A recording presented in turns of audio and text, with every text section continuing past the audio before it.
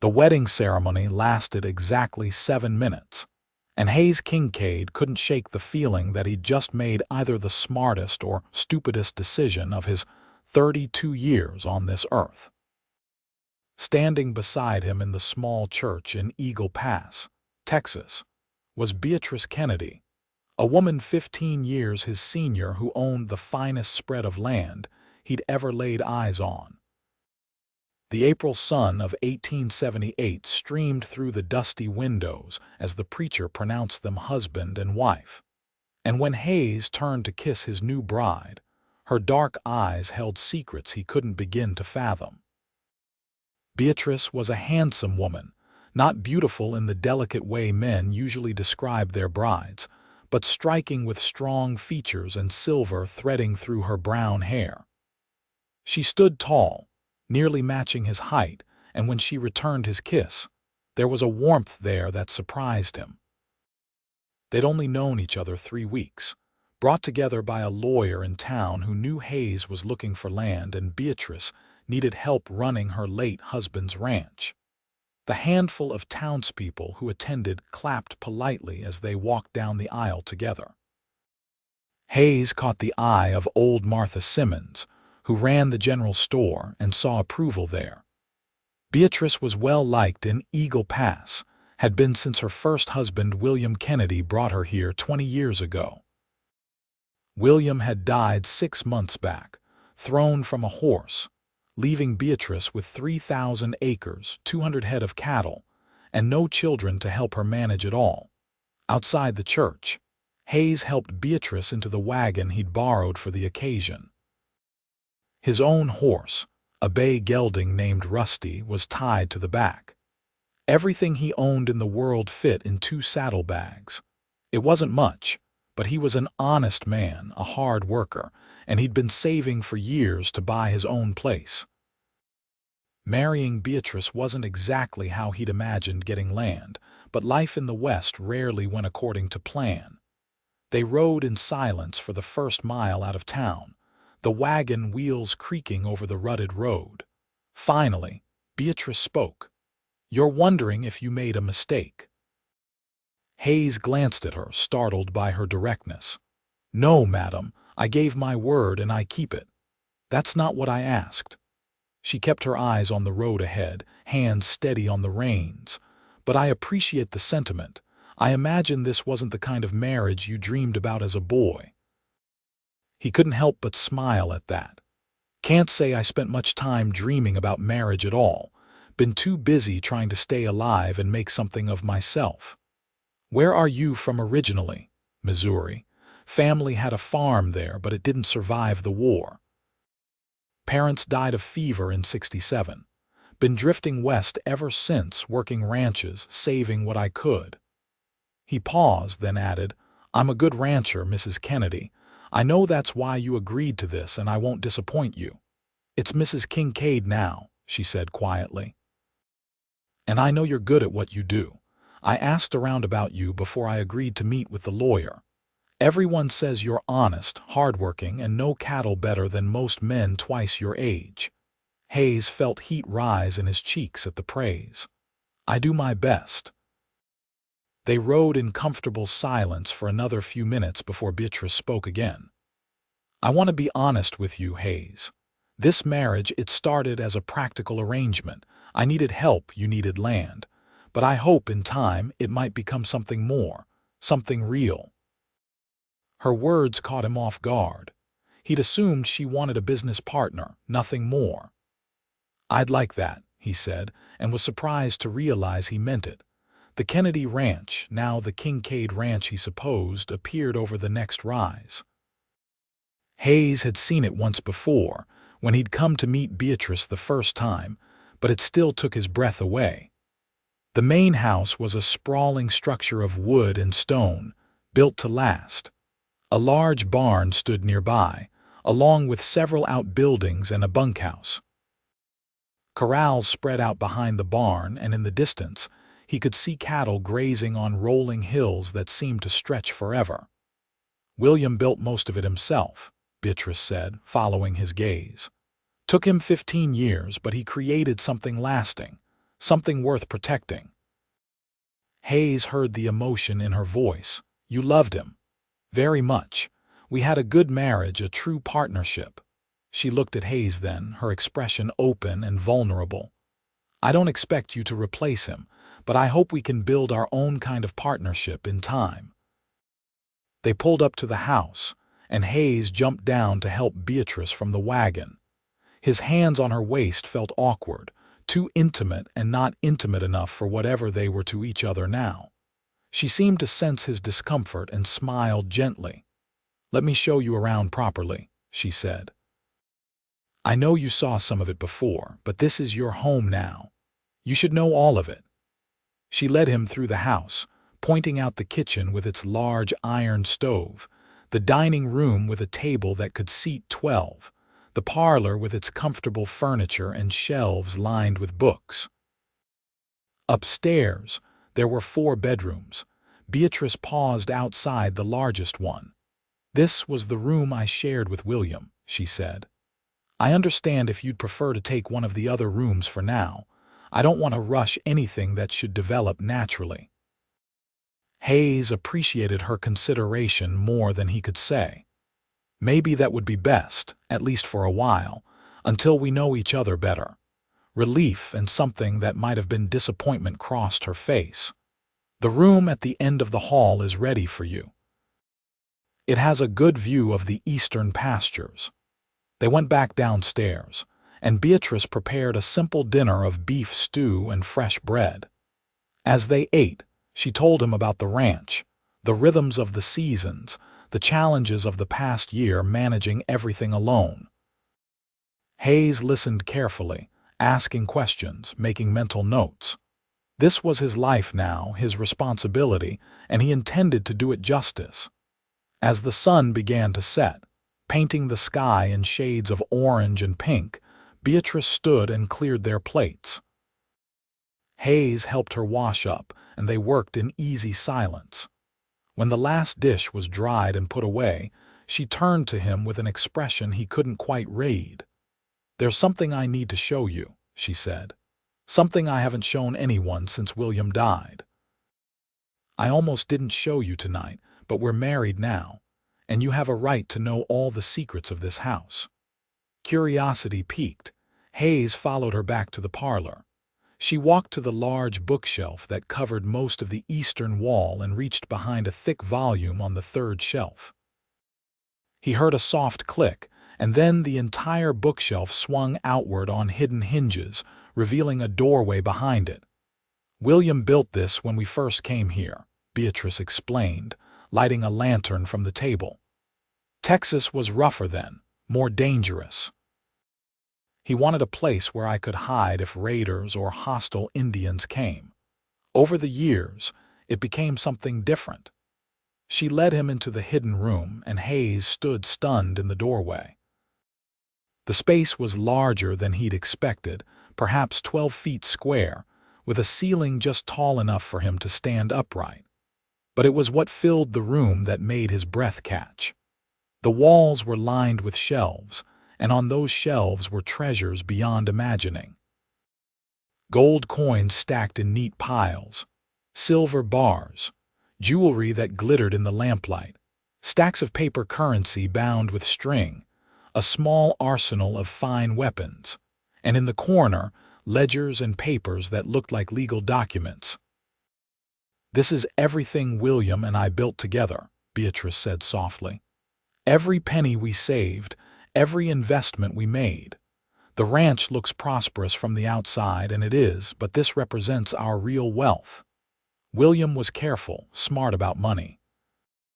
He bought land when it was cheap, sold cattle when prices were high, invested in mines and businesses.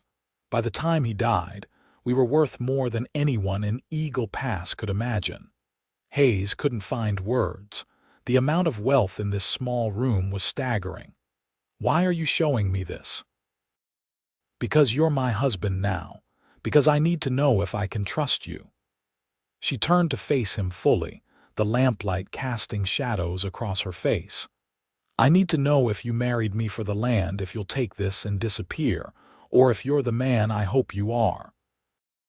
The weight of the moment pressed on Hayes like a physical thing. He could take this wealth and run, set himself up anywhere in the country, never have to work hard again. But as he looked at Beatrice, at the hope and fear warring in her eyes, he knew he couldn't do it. Wouldn't do it even if he could. "I gave you my word in that church," he said slowly. "I promised to be your husband, to honor and protect you. I meant every word. This wealth, it's yours, Beatrice. I'll help you protect it, invest it, grow it if I can. But I married you for the chance at a life, at a partnership. The money doesn't change that." She studied his face for a long moment, and then tears began to slip down her cheeks. "I was so afraid you'd change, that seeing this would make you different, greedy, dangerous." Hayes stepped forward and, hesitantly, pulled her into his arms. She came willingly, resting her head against his chest as she cried. He held her, this strong woman who'd been carrying so much alone, and felt something shift in his chest. This wasn't just a business arrangement anymore. This was real.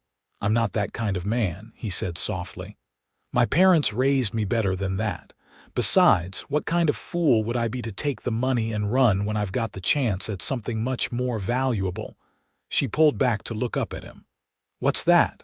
"A real home. A real partner. Maybe in time, a real marriage." He wiped the tears from her cheeks with his thumbs, the gesture tender. "I've been alone a long time, Beatrice, drifting from place to place, never belonging anywhere. This ranch, it's the first time in years I've felt like I might have found where I'm meant to be." Fresh tears spilled over, but she was smiling now. "I've been so lonely since William died. The ranch hands are good men, but they're not family. I missed having someone to talk to share the burden with. I missed feeling like I mattered to someone." "You matter to me," Hayes said, and realized it was true. In just a few short weeks, this woman had come to mean something to him. "I know I'm not William, and I know we barely know each other, but I'd like to change that. I'd like to really get to know you, to build something together." Beatrice reached up and touched his face, her fingers gentle against his jaw. "I'd like that too." They stood there in the hidden room, surrounded by wealth but focused only on each other. Finally, Beatrice stepped back and began to explain the contents of the room in more detail. She showed him the ledgers, explaining William's investments and business dealings. There were shares in silver mines in Nevada, partnerships in cattle operations across Texas, even ownership of several buildings in San Antonio. The paper wealth alone was substantial, but the gold and silver were what truly staggered Hayes. William didn't trust banks entirely, Beatrice explained. He kept some money in the bank in Eagle Pass, enough to conduct normal business, but the real wealth he kept here. He said a man should always have something the government couldn't track or tax or take away. Hayes nodded, understanding the logic. The West was still wild, still unpredictable. Having tangible wealth hidden away was smart. "Have you added to it since he died?" "Some. The ranch has done well, and I've been careful with expenses, but I haven't touched the investments. I didn't feel confident making those kinds of decisions alone." She looked at him hopefully. "But together, maybe we could grow this even more, secure our future, their future." Hayes liked the sound of that. "I'd like to help. I'm not as educated as William probably was, but I've got a good head for numbers and I understand cattle and land values. Together, I think we could do well." They spent another hour in the hidden room as Beatrice showed him everything, explaining the system William had created for tracking their assets. By the time they emerged back into the parlor, Hayes's mind was reeling with information. Beatrice closed the secret door, and the bookshelf swung back into place with barely a whisper. "Only we know about this," she said. "Not even the ranch hands. William said the fewer people who knew, the safer we'd be." "I won't tell a soul," Hayes promised. "Your secrets are safe with me." They stood in the parlor, suddenly awkward with each other again. The intimacy of the hidden room had faded, leaving them as what they really were, two people who barely knew each other, bound together by law and hope. "I should probably turn in," Hayes said. "I want to get an early start tomorrow, ride the property, get a feel for the whole spread." Beatrice nodded. "I'll introduce you to the hands in the morning. There are 5 men who work here regularly. They're good, loyal workers. They knew you were coming, knew we were getting married." "How did they take the news?" She smiled slightly. "Better than I expected. I think they were relieved, actually. Running this place has been hard on all of us. Having a man around who knows ranching will make everyone's life easier." They said goodnight at the bottom of the stairs, and Hayes climbed up to his new room. It was simply furnished but comfortable, with a large bed, a dresser, a chair by the window, and a washstand. His saddlebags looked small and worn sitting on the chair where Beatrice must have placed them earlier. He unpacked his few possessions, changed into his nightshirt, and lay down in the unfamiliar bed. Sleep didn't come easily. His mind kept returning to the hidden room, to the trust Beatrice had shown him by revealing it. She'd made herself vulnerable, given him the power to destroy her if he chose. The weight of that trust was heavier than any gold. But more than that, he kept thinking about the feel of her in his arms, the way she'd looked up at him with hope in her eyes. He'd married her thinking it was purely practical, but something was shifting. He found himself wanting more than just a business partnership. He wanted to earn her trust, her respect, and maybe, eventually, her love. The next morning dawned clear and bright. Hayes woke early, dressed quickly, and headed downstairs to find Beatrice already in the kitchen, preparing breakfast. The smell of coffee and bacon filled the air, making his stomach growl. "Morning," she said, glancing over her shoulder with a smile. "I hope you slept well." "Well enough, considering everything from yesterday." He poured himself a cup of coffee and leaned against the counter. "The bed is comfortable." "Good." William picked out all the furniture himself. He had simple tastes but believed in quality. She plated eggs and bacon and set them on the table. "The hands will be up soon. I usually feed them breakfast before they head out for the day." They ate together in comfortable silence, and Hayes found himself watching her, noticing little things. The way she moved around her kitchen with easy confidence, the silver in her hair that caught the morning light, the strength in her hands from years of work. She was a beautiful woman, he realized, not in spite of her age, but because of everything she'd lived through and survived. As if sensing his gaze, she looked up and caught him staring. A faint blush colored her cheeks. "What?" "Nothing. Just thinking how lucky I am." Her blush deepened, but she smiled. "Flattery before sunrise. You're full of surprises, Hayes Kincaid." Before he could respond, they heard boots on the porch and 5 men filed into the kitchen. They were a rough-looking bunch, as most ranch hands were, but they removed their hats respectfully when they saw Beatrice. Their eyes went to Hayes with curiosity and caution. Beatrice stood and made introductions. "Men, this is my husband, Hayes Kincaid." "Hayes, this is Thomas, Jack, Miguel, Sam, and Robert. They've been working this ranch for years, and they know it as well as I do." Hayes stood and shook hands with each man, meeting their eyes squarely. "I'm grateful for your loyalty to Mrs. Kincaid," he said. "I know this is a change, but I'm here to help, not to upset the way things run. I'm hoping you'll help me learn the specifics of this ranch, and in turn, I'll do my best to make all our lives better." Thomas, who seemed to be the oldest and probably the foreman, nodded slowly. "Mrs. Kincaid says you know ranching." "Been doing it since I was old enough to sit a horse. Worked spreads from Missouri to New Mexico. I know cattle, I know land, and I'm not afraid of hard work."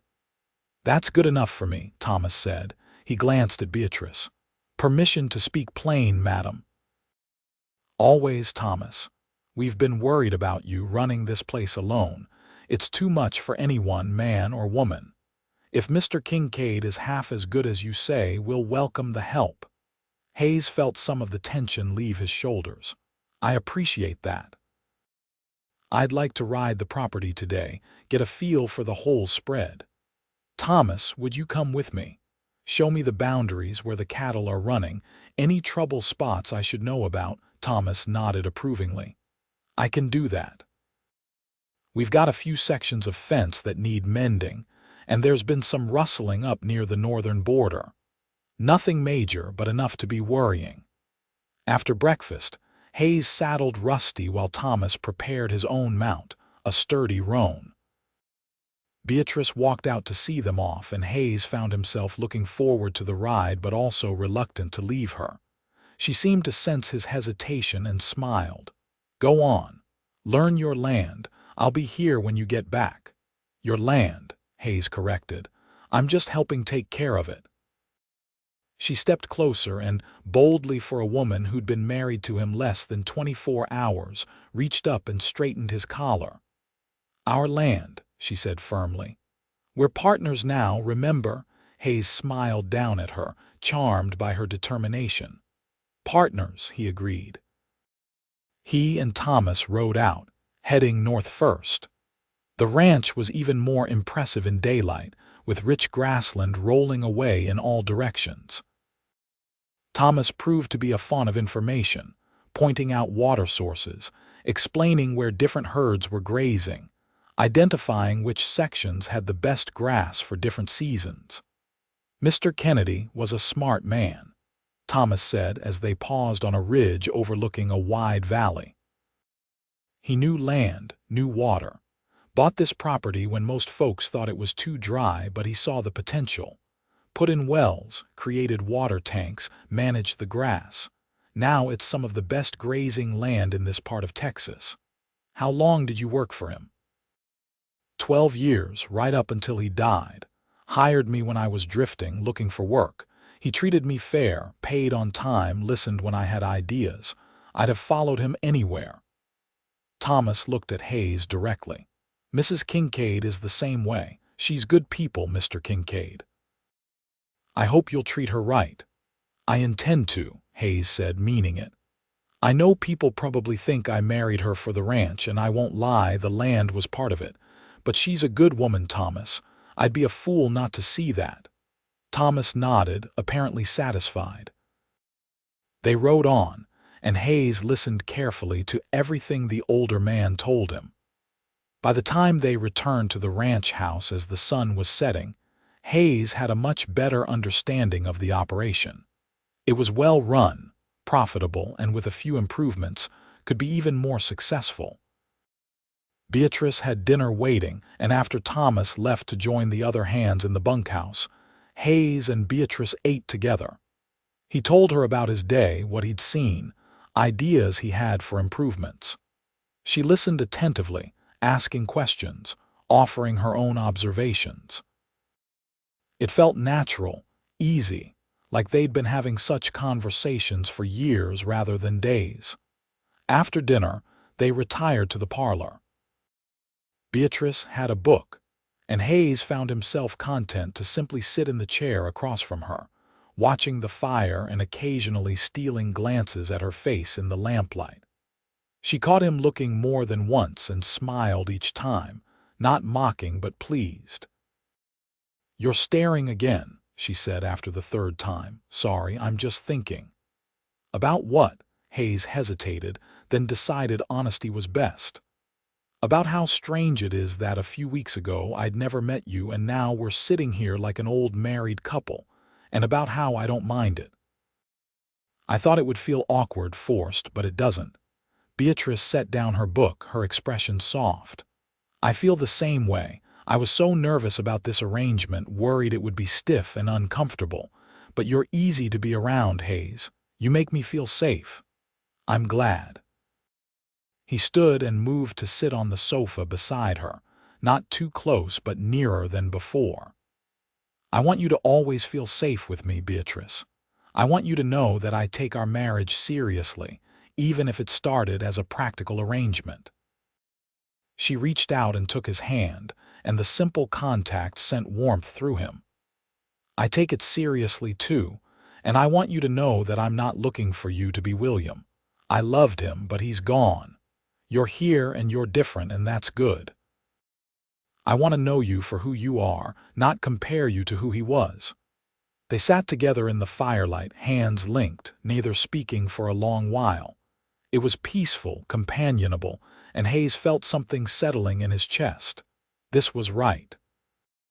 This strange marriage to a woman he barely knew felt more right than anything had in years. The days began to fall into a rhythm. Hayes rose early and worked alongside the ranch hands, earning their respect through sweat and skill.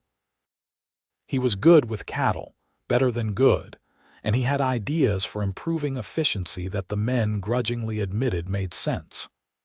Thomas became not just a teacher but a friend, and the other hands warmed to him as they saw he wasn't trying to change everything, just make things better.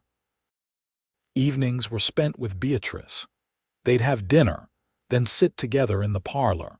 Sometimes they talked, sharing stories about their pasts. He learned about her childhood in Virginia, how she'd met William when he came through her town looking for a wife to take west with him. She'd been 27, old by the standards of the day, and hadn't expected to marry. But William had seen something in her, and she'd seen adventure in him, so she'd taken the leap. "I never regretted it," she said one evening about 2 weeks after their wedding. "It was hard sometimes, lonely, but William made me happy. We built something together. I'm proud of that." "You should be," Hayes said. "What you two created here is remarkable." She looked at him, her dark eyes reflecting the firelight. "I want to build something with you too, Hayes. Something new but just as strong." His heart beat faster. "I want that too." Slowly, carefully, they were becoming more than business partners. Hayes found himself looking forward to seeing her each evening, missed her when he was out on the range all day. He noticed the way she smiled when he walked in the door, the way her eyes lit up when he shared something funny that had happened during the day. They weren't in love yet, but they were getting there, and it felt natural, right. One evening, nearly 3 weeks after their wedding, they were sitting closer than usual on the sofa, and Hayes found the courage to put his arm around her shoulders. She stiffened for just a moment, then relaxed against him, her head resting on his shoulder. "Is this all right?" he asked. "Yes," she said softly. "It's very all right." They sat that way for an hour, just enjoying each other's presence. When they finally went upstairs, Hayes walked her to her bedroom door as he had every night. But this time, when she turned to say good night, he leaned down and kissed her gently. It was brief, chaste, but full of promise. "Good night, Beatrice," he said. She touched her fingers to her lips, eyes shining. "Good night, Hayes." The next month brought new challenges and deeper connections. In early June, Hayes and Thomas discovered that the rustling in the northern section was more serious than they'd thought. A group of men had been systematically stealing cattle, probably 10 or 15 head over the past few months. Hayes organized a watch rotation and caught the thieves in the act one night. There was a brief, tense confrontation, guns drawn on both sides. Hayes's heart pounded as he faced down 3 rough-looking men with their hands hovering over their pistols, but his voice was steady as he spoke. "Those are our cattle. You're going to turn them around and drive them back where they belong, and then you're going to leave and never come back to this property." "And if we don't," the leader of the group challenged, "then we'll have a problem and somebody's going to get hurt." "Is a few head of cattle worth dying over?" Hayes kept his hand near his revolver but didn't draw. "I'm giving you a chance to ride away. That's more than most men would offer cattle thieves." There was a long, tense moment. Then the leader spat on the ground and nodded to his men. "Come on. These cows ain't worth the trouble." They rode off, and Hayes let out a breath he'd been holding. Thomas clapped him on the shoulder. You handled that well, boss. Kept your head, didn't escalate things. Hayes nodded, but his hands were shaking as the adrenaline faded. I didn't want anyone to die over cattle. We got them back. That's what matters. When he got back to the ranch house in the early morning hours, Beatrice was waiting up for him, pacing in the parlor. She flew to him when he walked in, her face pale. Thomas sent word. He said there was trouble with rustlers. Are you hurt? I'm fine, Hayes assured her, touched by her concern. We stopped them, got the cattle back. Nobody was hurt. She grabbed him by the shirt front, and for a moment he thought she was going to shake him. Instead, she pulled him down and kissed him fiercely. It was nothing like the gentle kisses they'd shared before. This was passionate, desperate, full of fear and relief and something deeper. When she pulled back, there were tears in her eyes. I was so scared. Thomas said you faced down 3 armed men. You could have been killed. Hayes cupped her face in his hands. But I wasn't. I'm here safe. Promise me you'll be careful. Promise me you won't take unnecessary risks. I can't lose you, Hayes. I can't go through that again. The words hung in the air between them, heavy with meaning. Hayes realized with a start that somewhere along the way, Beatrice had fallen in love with him. And looking at her now, her face filled with fear for him, he realized he'd fallen in love with her too. I promise, he said. I'll always come back to you. She kissed him again, softer this time but no less meaningful. When they finally pulled apart, Hayes took her hand. Come upstairs with me, he said. She searched his face, understanding what he was asking. Are you sure? I've never been more sure of anything. I love you, Beatrice. I don't know when it happened, but it's true. I love you. Fresh tears spilled down her cheeks, but she was smiling. I love you too. I was so afraid to say it, afraid you didn't feel the same, but I do. I love you, Hayes. They went upstairs together, hand in hand, and when they reached the bedroom Beatrice had once shared with William, Hayes paused. Are you sure this is all right? I don't want you to feel like I'm trying to replace him. You're not replacing him. You're different, this is different, and that's good. I'm ready to move forward to have a real marriage with you. She squeezed his hand. I want this, Hayes. I want you. They entered the room together, and Hayes closed the door behind them. They came together with tenderness and passion, learning each other, building something new between them. It was beautiful and right, and when they finally lay together afterward, Beatrice curled against his chest. Hayes felt complete in a way he never had before. I'm so glad I married you, Beatrice whispered in the darkness. Even if it started as a practical arrangement, it became so much more. Hayes kissed the top of her head. It became everything. They fell asleep in each other's arms, and when Hayes woke the next morning with sunlight streaming through the windows and Beatrice still beside him, he knew he was exactly where he was meant to be. The next several months were the happiest of Hayes's life. He and Beatrice worked as true partners, running the ranch together, making decisions together, building their life together. The hidden room became something they managed jointly, making careful investments, growing their wealth but never letting it become more important than their relationship. The ranch prospered under their management. Hayes's ideas for rotational grazing improved the quality of their cattle. Beatrice's careful financial management kept them profitable, even when other ranches struggled. They bought more land, expanded the herd, and became known throughout the region as savvy ranchers. But more than business success, they built a life together. Long rides across the property where they'd stop to watch the sunset. Evenings in the parlor where they'd read together or simply talk for hours. Nights in the big bedroom where they loved each other with increasing passion and tenderness. By late summer, Beatrice began feeling unwell. At first, she dismissed it as just being tired from the summer heat and long days. But when the nausea started and her monthly courses stopped, they both realized what was happening. I'm 47 years old, Beatrice said, sitting on their bed with wonder in her eyes. "I never had children with William. We tried for years, but it never happened. I assumed I couldn't. But now—" Hayes sat beside her, taking her hand. "How do you feel about it?" "Terrified," she admitted. "I'm too old to be having a first baby. Women die in childbirth at my age. But also, Hayes, I'm so happy. I never thought I'd have this, and now I do with you." He pulled her close, his own emotions a tangle of fear and joy. "We'll take care of you, we'll get the best doctor, do everything right. You're strong, Beatrice. You can do this." She clung to him. "I'm scared, but I want this baby so much. I want your child, Hayes. I want our family.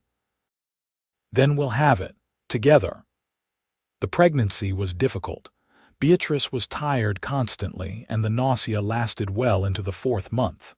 Hayes worried himself sick watching her struggle, but she was determined. They told the ranch hands, who were surprised but genuinely happy for them. Thomas even admitted he'd hoped this might happen, that children would be good for the ranch's future. Hayes became even more protective, insisting Beatrice rest more, taking on more of her usual responsibilities. She protested at first, wanting to maintain her independence, but eventually accepted that she needed help. It became a new dance between them, negotiating what she could still do and what Hayes would take over. In October, they hired a woman from town, a widow named Sarah who had experience with pregnancies and childbirth. She moved into one of the spare bedrooms and became Beatrice's constant companion, making sure she ate properly, rested enough, stayed healthy. Hayes found himself praying more than he had since he was a boy. "Please let her be all right. Please let them both survive this. I can't lose her." The fear was constant, a low hum in the back of his mind even during the happiest moments. By December, Beatrice was visibly pregnant, her belly round and firm. Hayes marveled at it, placing his hands on her stomach to feel their child move. It made everything real in a way it hadn't been before. This was his child, his family, his future. "What do you want?" Beatrice asked one evening as they lay in bed, her head on his shoulder. "A boy or a girl? I just want you both to be healthy," Hayes said honestly. "Boy or girl doesn't matter, as long as you're all right." She kissed his jaw. "You're going to be a wonderful father. I hope so. I want to be. I want to give our children everything I didn't have growing up. Stability, security, love. Children." She looked up at him with a smile. "Plural," he grinned. "If you're willing. If this one goes well, maybe we could have more." "Let's get through this one first," she said, but she was still smiling. Winter came, cold and harsh, and Beatrice grew larger and more uncomfortable. The baby was due in late February or early March. As the time grew closer, Hayes found himself barely able to concentrate on ranch work. All he could think about was Beatrice and the baby, about all the things that could go wrong. Thomas noticed his distraction and pulled him aside one day in late January. "Boss, you're going to drive yourself crazy with worry. Mrs. Kincaid is strong. Sarah knows what she's doing. You've got to trust that things will be all right." "What if they are not?" Hayes said, voicing his deepest fear. "What if I lose her, Thomas? I can't go through that. I love her too much." "Then you've got to have faith. That's all any of us can do when things are out of our control." Thomas clapped him on the shoulder. "But for what it's worth, I think she'll be fine. She's tough as leather, that woman." Hayes tried to take comfort in those words, but as February arrived and Beatrice grew even more uncomfortable, his anxiety only increased. She couldn't sleep well, had trouble getting comfortable, and was exhausted all the time. But through it all, she remained positive, excited about the baby despite her discomfort. On a cold night in late February, Beatrice woke Hayes in the early morning hours, gripping his hand tightly. "It's time. The baby's coming." Hayes shot out of bed, his heart racing. He woke Sarah, who came immediately and took charge with calm efficiency. They sent one of the ranch hands racing to town to fetch the doctor, but Sarah warned that the baby would probably come before he arrived. The next hours were the longest of Hayes's life. He paced outside the bedroom, listening to Beatrice's cries, feeling helpless and terrified. Sarah would occasionally come out to give him updates, assuring him everything was progressing normally, but it didn't ease his fear. Finally, as dawn was breaking, he heard a different sound. A baby's cry, strong and healthy. His heart nearly stopped. Sarah opened the door, smiling broadly. "You have a son, Mr. Kincaid, and your wife is fine. Tired, but fine." Hayes nearly collapsed with relief. "Can I see them?" "Of course. Come in." He entered the room to find Beatrice propped up in bed, looking exhausted but radiant. In her arms was a tiny bundle, and as Hayes approached, he saw the red, scrunched-up face of his son. His son. The reality of it hit him like a physical blow, and he sank down on the edge of the bed, tears streaming down his face. "He's perfect," Beatrice said softly. "Look at him, Hayes. We made this." Hayes reached out with trembling hands to touch the baby's tiny fist. The infant's fingers curled around his thumb, gripping with surprising strength, and Hayes felt his heart expand with love so fierce it hurt. "He's beautiful," Hayes managed to say. "You're beautiful. You did so well, Beatrice. I was so scared, but you were so strong." She smiled tiredly. I had to bring our son into the world." She looked down at the baby. "What should we name him?" They discussed names but never settled on one. Hayes looked at his son, thinking about new beginnings, about the future they were building. "What about Daniel? It means God is my judge." "It was my grandfather's name." "Daniel Kincaid," Beatrice said, testing it out. "I like it. Daniel it is." The doctor arrived an hour later and checked both mother and baby, pronouncing them healthy. He warned that Beatrice needed rest and recovery time, but assured Hayes that she'd done remarkably well for her age. After he left, Hayes sat beside the bed, unwilling to leave them. "You should get some sleep," Beatrice said, though she didn't look like she wanted him to go either. "I will later. Right now I just want to be here with you both." He leaned over and kissed her gently. "Thank you for giving me this, for giving me everything." Tears filled her eyes. "Thank you for loving me, for seeing me as more than just a means to get land. For making this a real marriage, a real family." "It's the easiest thing I've ever done," Hayes said honestly. "Loving you, building this life with you, it's the best thing that ever happened to me." Little Daniel began to fuss, and Beatrice adjusted him to nurse. Hayes watched in wonder as his wife fed their son, marveling at how natural it looked, how right. This was his family. This was his life. And it was more than he'd ever dared to dream possible. The next weeks were an adjustment. Daniel was a good baby, relatively calm, but he still needed constant care. Beatrice recovered well, though she was tired from nursing and sleepless nights. Hayes helped as much as he could, walking the floor with Daniel when he was fussy, changing him, doing whatever needed doing. Sarah stayed on for a month after the birth, helping with the household and teaching Hayes and Beatrice the ins and outs of caring for an infant. By the time she left in late March, they'd found their rhythm, learning to work together as parents just as they'd learned to work together as ranchers. Spring came to the ranch, bringing new grass and new calves. Hayes divided his time between ranch work and family, never wanting to be away from the house too long. Beatrice gradually resumed some of her duties, but they'd hired a girl from town to help with cooking and cleaning so she could focus on Daniel. As the months passed, Daniel grew, changing from a tiny newborn to a chubby, happy baby.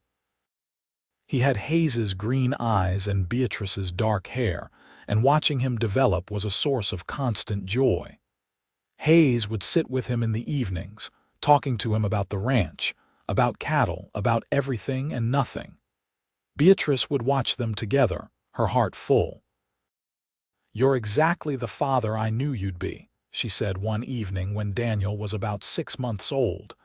Hayes looked up from where he was letting Daniel grab his fingers. "What do you mean? Patient, loving, present. You could spend all your time out on the range, leave the child rearing to me, but you don't. You want to be part of his life." "Of course I do. He's my son. I don't want to miss a moment of him growing up." Hayes lifted Daniel up, making the baby laugh. "Besides, he's the best thing I've ever helped create. Why would I want to be anywhere else?" By the time Daniel turned 1, life had settled into a comfortable pattern. The ranch continued to prosper, their investments grew, and their family was happy and healthy.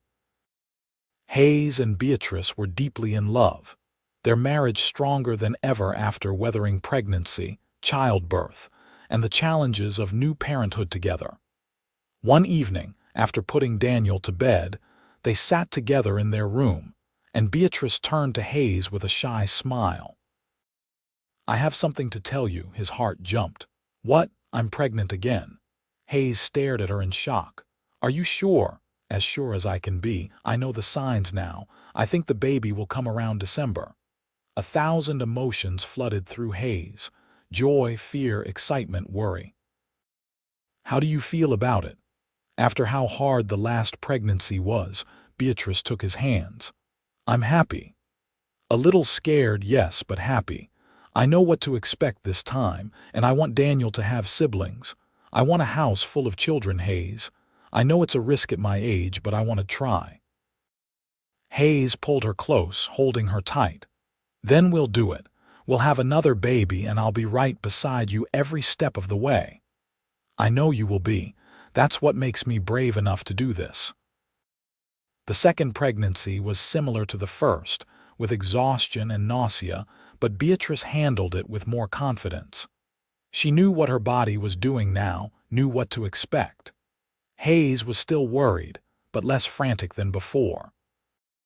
Daniel was a toddler by the time his sibling arrived, walking and babbling and getting into everything.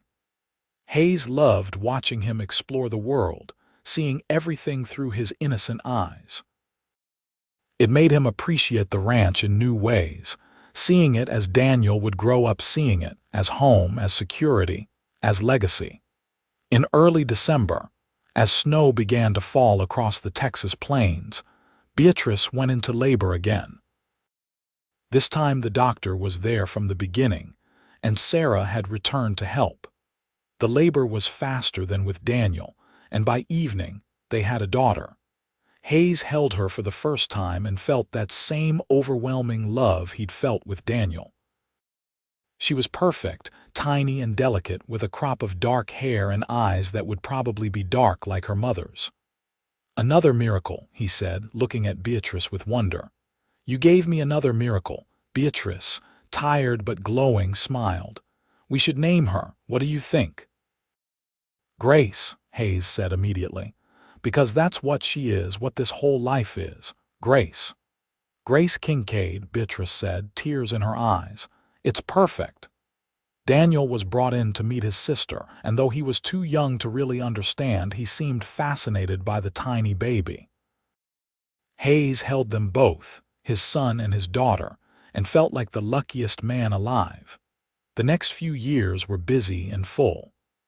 Daniel grew into a curious, active boy who followed his father everywhere, wanting to learn about cattle and horses and ranch work.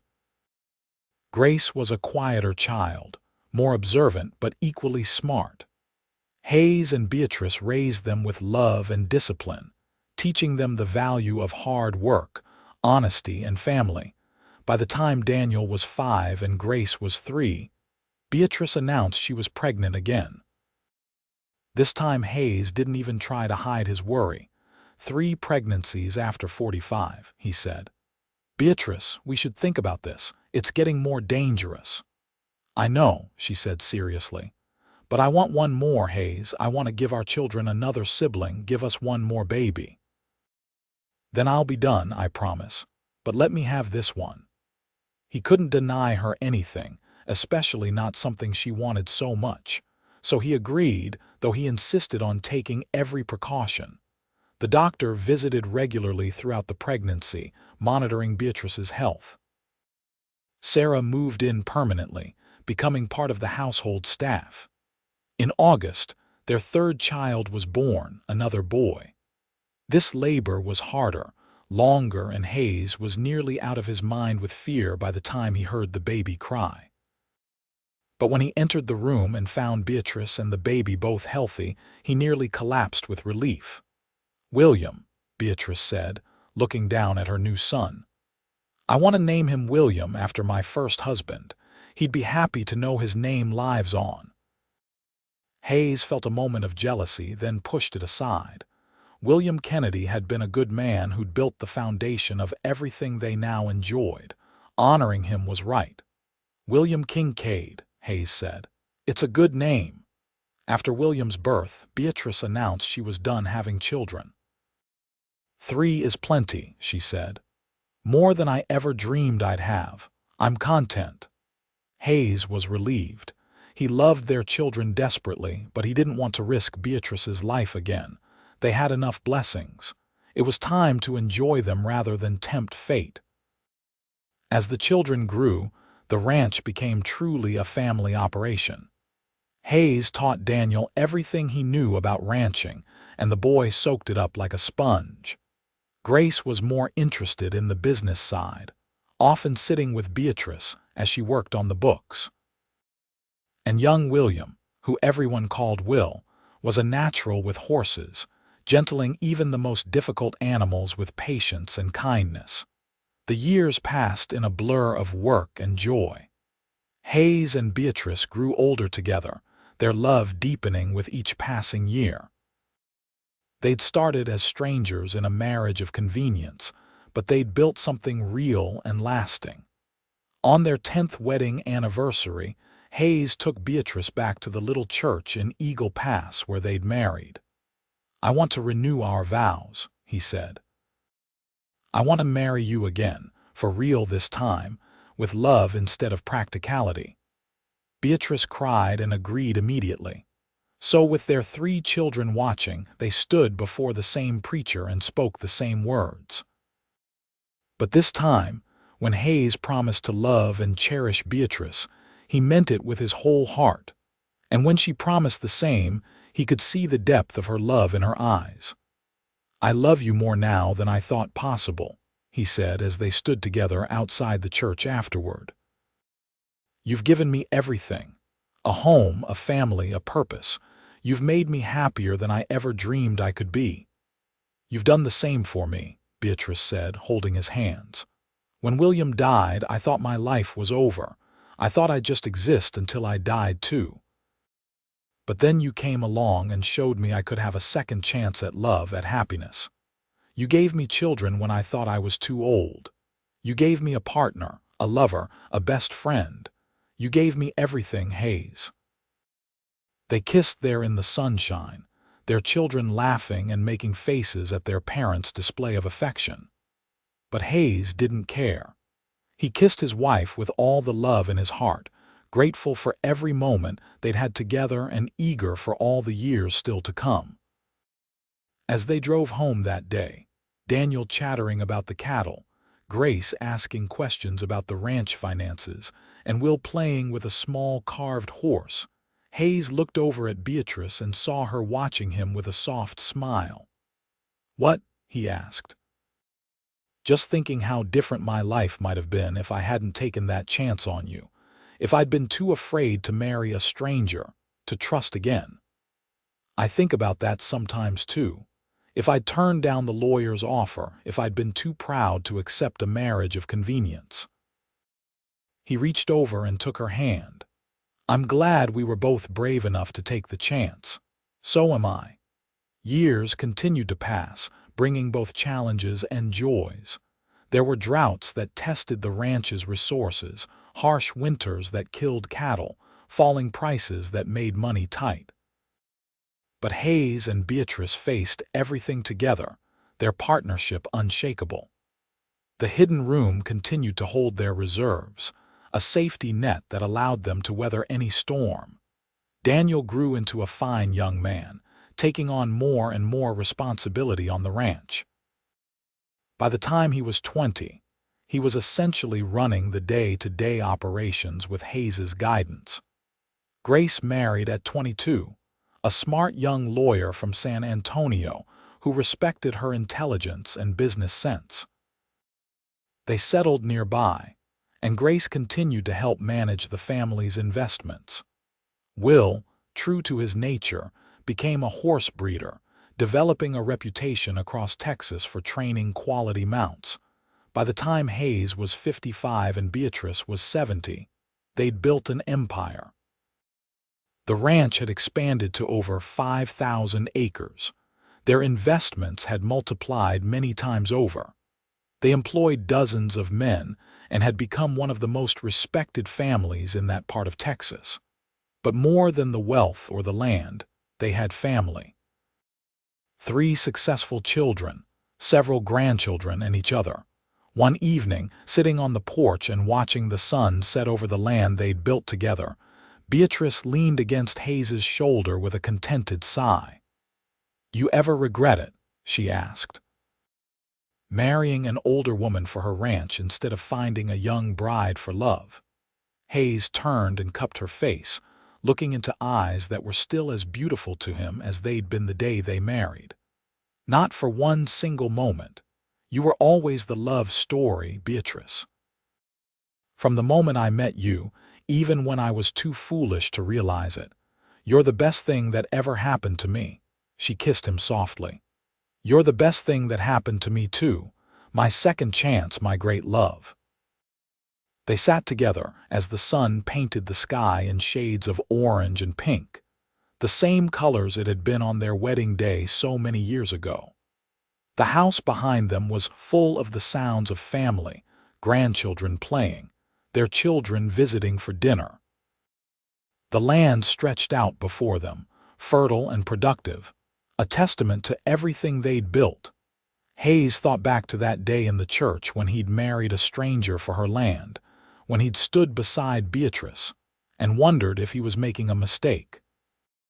He thought about the hidden room she'd shown him that first night, the trust she'd given him, the risk she'd taken.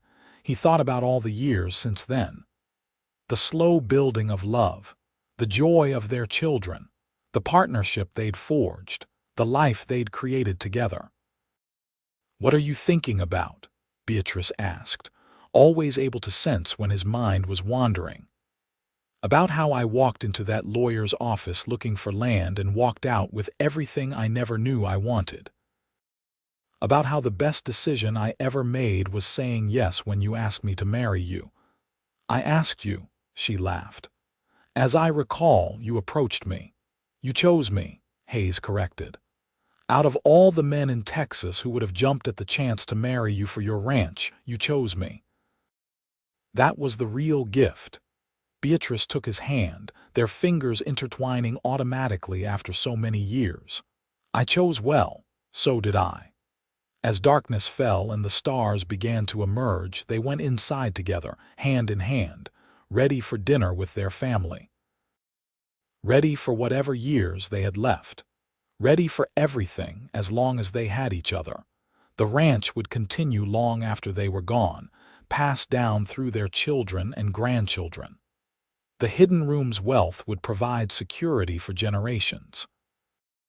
But the real legacy, Hayes knew, was the love they'd built from unlikely beginnings. That was what would endure. That was what mattered. He'd come to Eagle Pass alone, a lonely rancher looking for land. He'd married an older widow in a practical arrangement that should have been cold and businesslike. But somewhere along the way, that practical arrangement had become a great love story, and Hayes Kincaid wouldn't have changed a single moment of it. The years rolled on, each one bringing new joys and challenges. Hayes and Beatrice celebrated their 20th anniversary, then their 25th.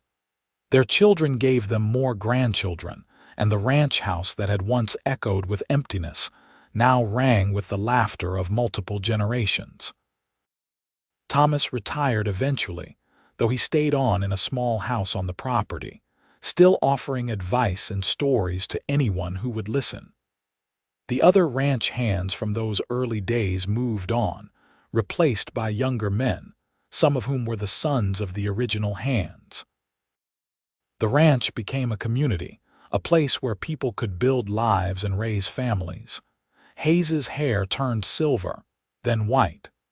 Beatrice's face lined with the marks of a life well lived, but to Hayes, she only grew more beautiful. They still shared a bed every night, still held hands when they walked, still found joy in each other's company. On their 30th anniversary, their entire extended family gathered at the ranch for a celebration. Children and grandchildren filled every bedroom, and they set up tents outside for the overflow. There was music and dancing, food and laughter. Hayes stood with Beatrice, watching their descendants enjoy themselves, and felt such overwhelming gratitude he could barely speak. 30 years, Beatrice said softly. When I married you, I was 47 years old and thought my life was essentially over. I never imagined I'd have 30 more years, and such wonderful years at that. Hopefully we'll have 30 more, Hayes said, though he knew that was unlikely. They were both getting old, their bodies slowing down despite their best efforts. However long we have, it will be enough, Beatrice said, because we spent it together. That night, after everyone had gone to bed or to their tents, Hayes and Beatrice slipped away to the hidden room. They'd shown Daniel its existence years ago, preparing him to take over the management of the family's wealth someday. But tonight, it was just the two of them. Hayes lit the lamp and looked around at the room that had changed their lives. The gold and silver had multiplied over the years, wisely invested and carefully grown. The ledgers were full of records of their success. But more than that, this room represented trust, the foundation of everything they'd built. You remember the night I showed you this? Beatrice asked. Every detail. I was terrified and awed and determined to prove myself worthy of your trust. You proved it every single day for 30 years. She moved closer to him and he wrapped his arms around her. I love you, Hayes Kincaid. I will love you until my dying day and beyond. I love you too. More than words can say. They stood together in the hidden room, surrounded by wealth but focused only on each other, just as they had that first night so long ago. So much had changed, but the core of what they were to each other remained the same: partners, lovers, best friends. Eventually, they closed up the room and went to bed, lying together in the darkness and listening to the sounds of their family sleeping throughout the house. It was perfect, Hayes thought. Everything he'd ever wanted and more than he'd ever dared to dream. Time continued its march. Hayes and Beatrice passed their 35th anniversary, then approached their 40th. They were old now, truly old, but still together, still in love. Hayes moved slower, his joints aching in the morning. Beatrice tired easily, needing afternoon rests. But they still sat together every evening, still held hands, still found joy in each other. Their great-grandchildren began to arrive, tiny miracles that made Beatrice cry happy tears. The ranch continued to prosper under Daniel's management, with Grace handling the business interests and Will supplying horses to ranches across 3 states. Everything they'd built was thriving, continuing, becoming something bigger than they'd imagined. On a warm spring evening, just days before their 40th anniversary, Hayes and Beatrice sat on the porch watching the sunset, as they'd done thousands of times before. But this evening felt different somehow, more precious, more final. "It's been a good life," Beatrice said softly. "Better than I ever imagined possible." "The best," Hayes agreed. He turned to look at her, seeing past the lines and the silver hair to the woman he'd married 40 years ago. Thank you for taking a chance on me. Thank you for building this life with me. Thank you for loving me. For showing me that second chances are real, that happiness can come when you least expect it. She leaned against him, and he wrapped his arm around her shoulders. I couldn't have asked for a better partner, a better husband, a better love. They sat in comfortable silence as the sun painted the sky in brilliant colors. The land stretched out before them, green and fertile, dotted with cattle bearing their brand.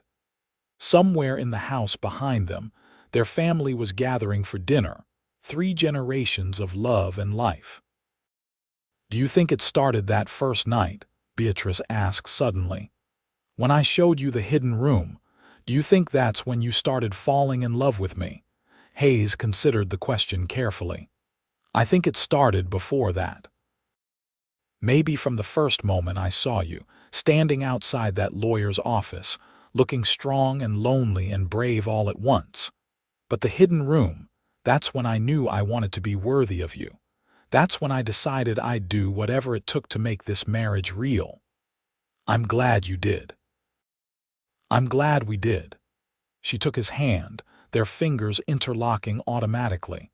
40 years, Hayes. We built 40 years of happiness from what started as a business arrangement. We built a lifetime of love, Hayes corrected, and I'd do it all again in a heartbeat. As darkness fell and the first stars appeared, they went inside together, hand in hand, ready for dinner with their family. Ready for whatever time they had left. Ready for everything as long as they had each other. Their 40th anniversary celebration was smaller than their 30th had been, just immediate family and a few close friends. But it was no less joyful. Hayes looked around the table at their children, now middle-aged with children of their own. He saw Beatrice's strength in Grace, his determination in Daniel, their combined gentleness in Will. He saw their legacy not just in the land or the wealth, but in the people they'd raised, the family they'd created. That night, lying in bed beside Beatrice, Hayes felt complete. They'd taken a practical arrangement and transformed it into something extraordinary. They'd proven that love could bloom in the most unlikely circumstances, that partnership and respect could grow into deep, abiding love. "I'm tired," Beatrice whispered in the darkness. "I know. So am I." Hayes pulled her closer. "But I'm happy. Are you happy, blissfully? Completely? Entirely?" She sighed contentedly. "Thank you for everything, Hayes. For being my husband, my partner, my love. For giving me children and grandchildren and great-grandchildren. For building this beautiful life with me. Thank you for choosing me, for trusting me with your heart and your secrets, for loving me." Hayes kissed the top of her head. "Sleep now, I'll be right here, always, always." They drifted off to sleep together, wrapped in each other's arms, surrounded by the life they'd built, secure in the love they shared. The ranch stretched out around them in the darkness, a testament to everything they'd created together. The hidden room held its secrets and wealth, a symbol of trust that had never been broken. And in every corner of the house, the echoes of family, of love, of a life well lived. Hayes Kincaid had come to Eagle Pass, Texas, in 1878 as a lonely rancher looking for land. He'd married Beatrice Kennedy in a practical arrangement, 2 strangers bound by mutual need. But that night, when she'd shown him the hidden room, she'd given him more than wealth. She'd given him trust, hope, and the beginning of love. 40 years later, as Hayes held his wife close and felt sleep pulling him under, he knew with absolute certainty that he'd lived the best life possible. He'd found love where he least expected it. He'd built a family from nothing. He'd taken a business arrangement and transformed it into the greatest love story he could have imagined. And as he drifted off to sleep, Hayes Kincaid was content, knowing that whatever came next, he'd lived fully, loved deeply, and left a legacy that would endure long after he was gone.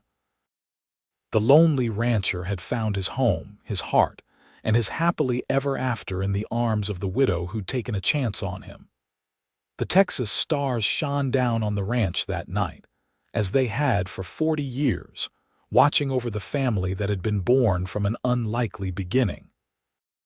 And if those stars could speak, they would tell the story of Hayes and Beatrice Kincaid, two people who proved that love can bloom anywhere, at any age, in any circumstance, if you're brave enough to take the chance.